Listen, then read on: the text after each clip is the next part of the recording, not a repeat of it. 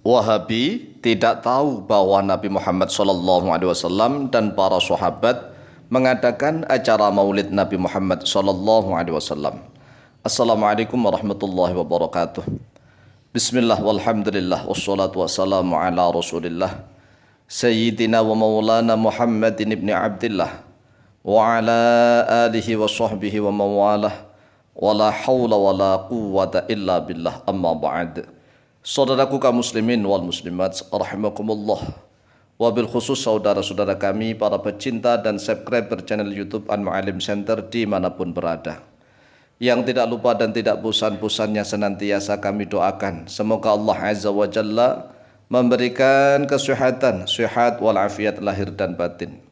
Semoga Allah Jalla Jalaluh memberikan rezeki yang melimpah ruah, harta yang barokah, menjadikan anak-anaknya anak-anak yang soleh dan solihah, dzurriyyahnya dzurriyyah yang thayyibah, hidupnya sukses, bahagia dan selamat di dunia dan di akhirat. Amin amin Allahumma amin. Saudaraku kaum muslimin wal muslimat rahimakumullah, menanggapi pernyataan orang-orang Wahabi yang menggebu-gebu mengatakan bahwa Nabi Muhammad SAW dan para sahabat tidak pernah mengadakan acara maulid Nabi Muhammad SAW. Kemudian mereka menuntut dalil. Mana dalilnya? Kalau seandainya Nabi Muhammad SAW dan para sahabat itu mengadakan acara maulid Nabi Muhammad SAW. Kemudian orang-orang Wahabi mengatakan bahwa acara maulid itu diada-adakan, yaitu bid'ah. Bid'ah yang kata mereka adalah dolalah, sesat, karena acara maulid diadakan oleh Malik Mudzafaruddin, yaitu pada pemerintahan Raja atau Sultan Salahuddin Al-Ayyubi. Kemudian orang-orang Wahabi juga mengatakan bahwa yang mengadakan acara maulid itu adalah orang-orang Syiah. Oleh sebab itulah, melalui video yang cukup singkat dan pendek ini, kami Al-Faqir Tawa Mu'alim akan menunjukkan dalil-dalil bahwa Nabi Muhammad SAW dan para sahabat juga telah mengadakan acara peringatan maulid Nabi Muhammad SAW.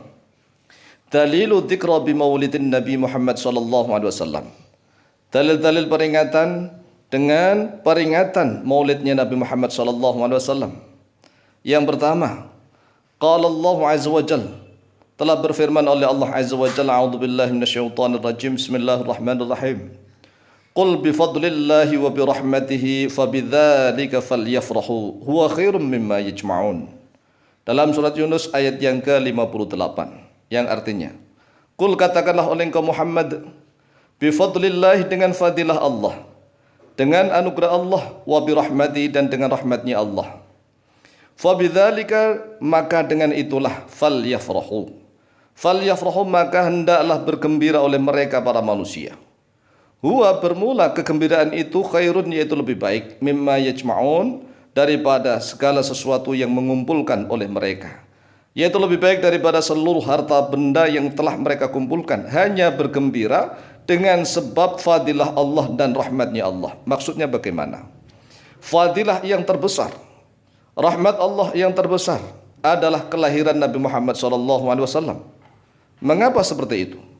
Karena dengan sebab lahirnya Nabi Muhammad SAW itu sebagai awal sebagai pendobrak hidayahnya Allah, rahmatnya Allah, fadilahnya Allah. Kalau seandainya Nabi Muhammad SAW tidak dilahirkan, lalu kepada siapa Al-Quran akan diturunkan?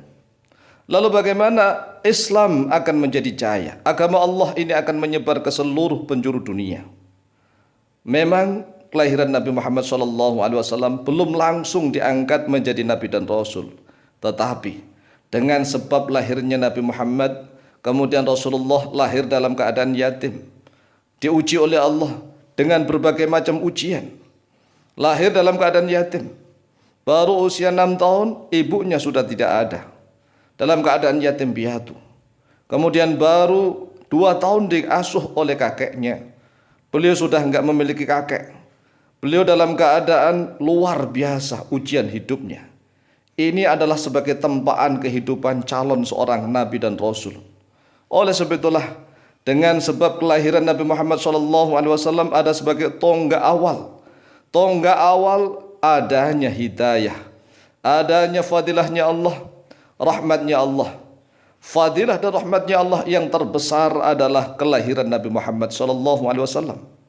Oleh sebab itulah sudah sangat wajar apabila umat Islam merasa gembira, bergembira dan senang sukacita dengan adanya kelahiran Nabi Muhammad SAW, sehingga umat Islam mengadakan peringatan Maulid Nabi Muhammad SAW. Kemudian dalil yang kedua, wa Nabi Qatadah al-Harith bin Ar-Rib'i radhiyallahu an, anna Rasulullah sallallahu alaihi wasallam su'ila an shaumi yaumil itsnain. Qal, dzaka yaumun wulidtu fihi. Rawahu Muslim. Telah diriwayatkan dari Abu Qatadah al-Harith bin Rib'i radhiyallahu an bahwa sesungguhnya Rasulullah sallallahu alaihi wasallam su'ila, yaitu ditanya terhadap Rasulullah, an shaumi yaumil itsnain, tentang puasa hari Senin.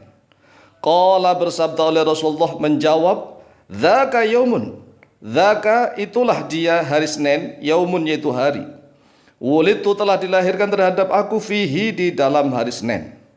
Ini adalah hadis sahih riwayat Imam Muslim nomor hadis 1162. Coba kita renungkan, mengapa Rasulullah sallallahu alaihi wasallam ditanya tentang puasa hari Senin lalu beliau menjawab, hari Senin itulah aku dilahirkan. Mengapa Rasulullah tidak menjawab dengan jawaban yang lain? Tetapi Rasulullah mengkaitkan, menghubungkan bahwa puasa hari Senin itu dengan kelahiran beliau. Ini sebagai tanda bukti bahwa Rasulullah mengadakan dzikra bi maulidihi sallallahu alaihi wasallam, mengadakan peringatan dengan hari kelahiran beliau dengan cara beliau adalah puasa. Beliau setiap saat memperingati hari lahir beliau dengan cara puasa. Lah puasa ini juga diikuti oleh para sahabat. Jadi Rasulullah dengan para sahabat itu mengadakan peringatan Maulid Nabi Muhammad SAW setiap saat dengan cara berpuasa. Ini sebagai dalil. Kalau seandainya nggak ada dalil awal ini, maka para ulama pada pemerintahan Salahuddin Al-Ayyubi maupun Malik Mudzafaruddin tidak akan berani mengawali untuk ikhtifal. Ikhtifal artinya perayaan. Karena ini sudah ada ibaratun nas, sudah ada isyaratun nas, sudah ada tilalatun nas dan iqtidatun nas. Iqtidaun nas ini jelas sekali bahwa Maulid Nabi Muhammad SAW adalah masyru', disyariatkan, sangat dicintai oleh Allah dan Rasulullah SAW. Adapun kalau orang-orang Wahabi masih membenci acara Maulid Nabi Muhammad SAW, memang di dalam hati mereka sudah terbulak-balik. Mereka bangga dengan kelahiran para syekh mereka. Mereka bangga dengan kelahiran mereka sendiri. Tetapi mengapa mereka tidak bangga dengan kelahiran Nabi Muhammad SAW? Demikian, semoga bermanfaat fid dini wa dunyal akhirah. Wallahu ta'ala a'lamu bishawab.